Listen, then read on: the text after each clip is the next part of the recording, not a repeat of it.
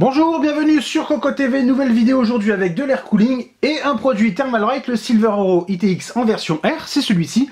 Derrière, nous avons gardé le Silver Euro ITX première version qui est en fin de vie. Normalement, on ne le trouve plus sauf s'il reste des petits stocks.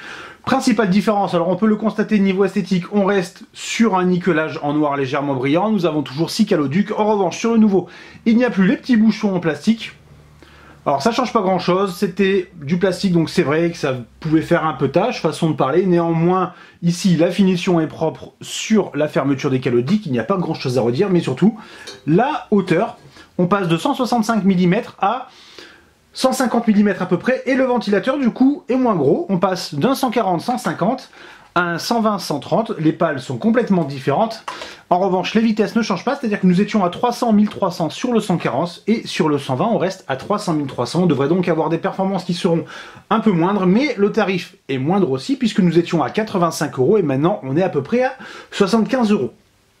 Pourquoi cette révision au rabais, pourrait-on dire, dans le tarif et dans les dimensions? Tout simplement parce que ce nouveau modèle s'adapte beaucoup mieux aux cartes mères Asus ROG en version ITX, les dernières. Celui-ci avait été conçu pour les premières, ça ne bloquait pas en fait la carte graphique sur le côté, ni en haut la petite carte VRM.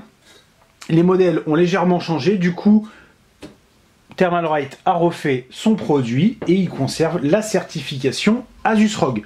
Le ventilateur prend donc place, hop, au milieu comme ceci. Nous avons des griffes métalliques pour l'installer. On retrouve 6 caloducs avec une base qui n'est pas en direct touch, qui est nickel. Alors nous avons laissé le film plastique. Ici, une découpe des ailettes pour suivre la forme du ventilateur. Alors nous n'avons pas de carte mère Asus ROG ITX de dernière version, histoire de voir comment ça se passe. Si on prend un modèle, alors ici c'est une Biostar, et qu'on pose le radiateur, on le voit, on ne bloque pas la carte graphique sur le côté, et la mémoire, ce sera à tester lors du test, bien entendu, que nous ferons sur le 980X, donc en 1366, sur la carte mère qui est derrière sur la table de bench. On fera des petites photos en ITX, bien entendu, pour voir ce qu'il en est au niveau de la compatibilité. On le précise, nous n'avons pour l'instant sous la main que cette carte avec le socket qui est légèrement décalé. Il n'y en a pas à la ferme avec le socket sur le haut, donc du coup, il faudra peut-être chercher chez les confrères, voir un peu comment peut se passer la compatibilité sur un tel système.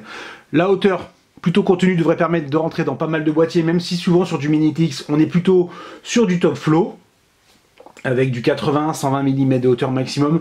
Néanmoins, le gain est plutôt intéressant, même pour du boîtier ATX. Et si les performances restent, alors forcément, on l'a dit, normalement, elles devraient être moindres que l'ITX Silver Euro première version. Les performances devraient être plutôt intéressantes. On avait trouvé ce modèle particulièrement performant, peu bruyant, et honnêtement il nous avait vraiment bluffé. On espère que celui-ci fera de même, même si encore une fois le tarif est plutôt élevé, et au niveau de la concurrence on peut trouver du dual tower avec deux ventilateurs potentiellement un peu plus bruyants. Donc après, la qualité des headpipes du ventilateur feront toute la différence, et ça on s'en occupe le plus rapidement possible. En attendant, on vous souhaite une très bonne journée.